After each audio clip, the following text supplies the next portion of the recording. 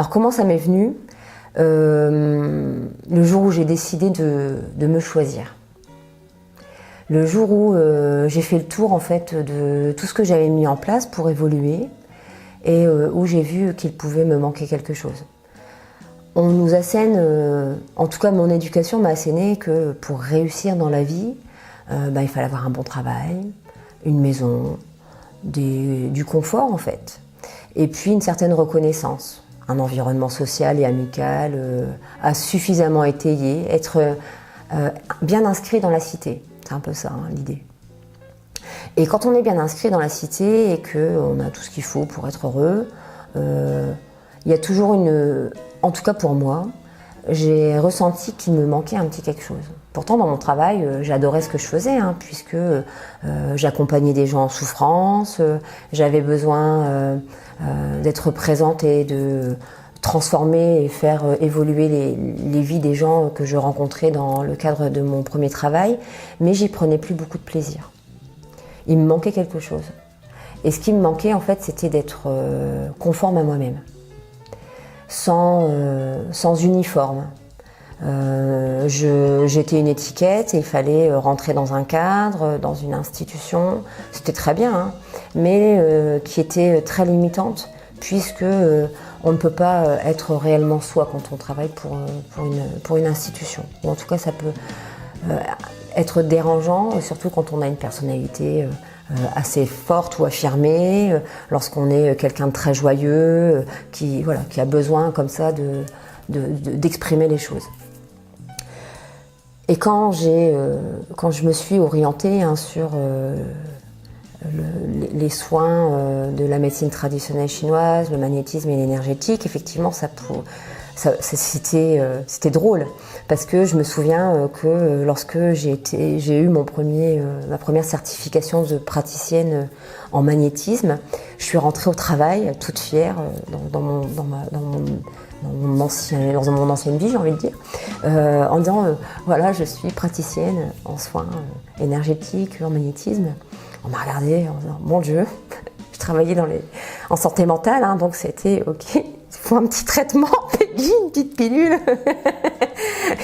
Donc c'était assez éprouvant, même si je l'ai pris avec beaucoup de recul parce que je savais que forcément j'allais me confronter à un monde qui était le monde de la médecine pure et dure, où tout est étiqueté.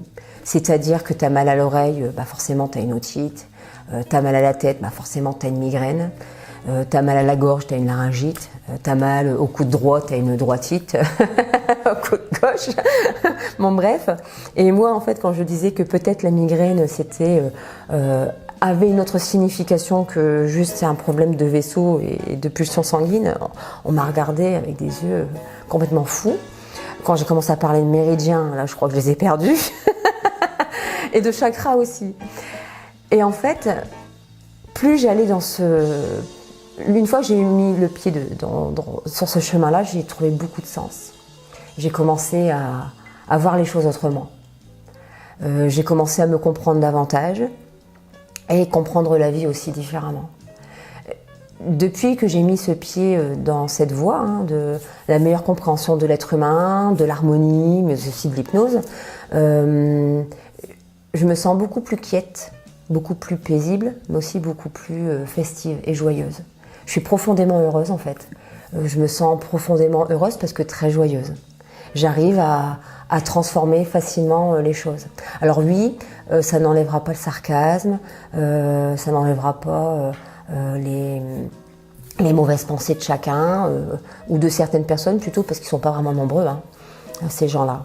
Mais nager à contre-courant, c'est prendre beaucoup de plaisir parce que je suis sur mon chemin.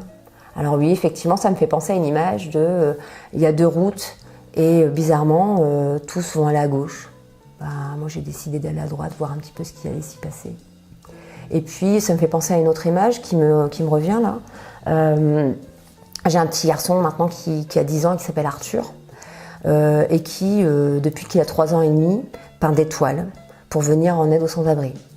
Il fait ça de manière naturelle, on l'aide hein, bien évidemment pour s'organiser parce qu'il n'a que 10 ans, il a commencé très jeune. Comment ça a commencé? mon histoire de chemin à droite et à gauche. Et ben, en fait, on était sur Saint-Malo, dans de la famille, et puis on est allé se balader sur le bord de mer, c'était au moment de Pâques. Et en fait, on ne le voyait pas, mais il y avait un sans-abri 10 mètres plus loin. Et la foule devant nous, ça faisait vraiment comme une vague. C'est-à-dire qu'on marchait sur ce fameux trottoir et les gens en fait traversaient puis revenaient. On s'est dit qu'il y avait un trou, des travaux. Non, en fait, c'était juste un sans-abri. Et avec Nicolas, mon compagnon, on s'est regardé. Et puis on avait Arthur, hein. Solène était bébé.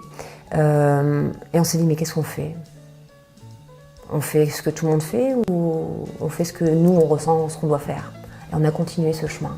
Alors là, forcément, un petit garçon qui n'avait jamais vu un homme ivre, forcément par terre, on a affronté en fait cette situation. On y a mis beaucoup de bienveillance. On lui a expliqué les choses comme on explique les choses à un enfant de 3 ans et demi, sans chercher à minimiser ou à banaliser, ou en tout cas à critiquer.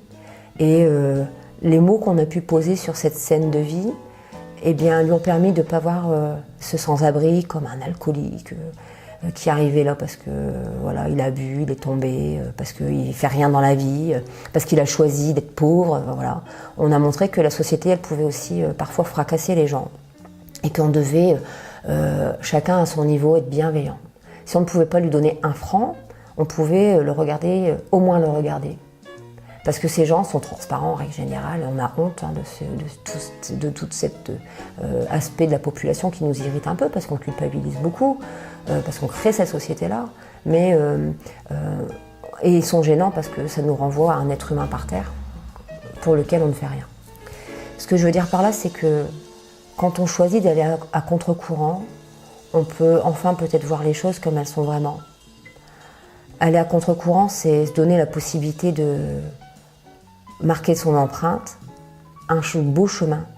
Et c'est pas le chemin de tout un chacun, celui que la société trace, hein, un peu comme on devrait le faire, passer par la case maternelle pour apprendre les basiques, ensuite bien réussir à l'école parce que c'est super important, et puis continuer ainsi sa vie avec des... Quand je serai grand, combien on l'entend ça? Quand je serai grand, enfin je serai moi-même. Et devenu grand, quand j'aurai une maison, et quand j'aurai cette voiture. Et 45 ans, on se dit, mais quand je serai à la retraite? En fait, on passe toute sa vie à se dire quand je. Prendre plaisir à poser sa patte sur un chemin, on y prend beaucoup de plaisir. Et moi, j'ai fait ce choix-là. Alors oui, effectivement, c'est très compliqué parfois, parce que on peut se sentir seul. Oui, c'est très compliqué parfois, parce qu'on est regardé, on est jugé. Mais c'est sa vie. C'est la vie de toutes ces personnes qui sont très très nombreuses, hein, qui ont décidé de s'assumer. Alors, c'est pas pour autant que le chemin sera fabuleux, que la personne sera sur la première marche du podium, ou qu'elle aura réussi sa vie comme on imagine que réussir sa vie, ça doit être. Mais en tout cas, elle aura réussi sa vie au sens où elle aura pris soin, en fait, de ce qu'elle a ressenti, et elle aura pris soin de sa quête intérieure.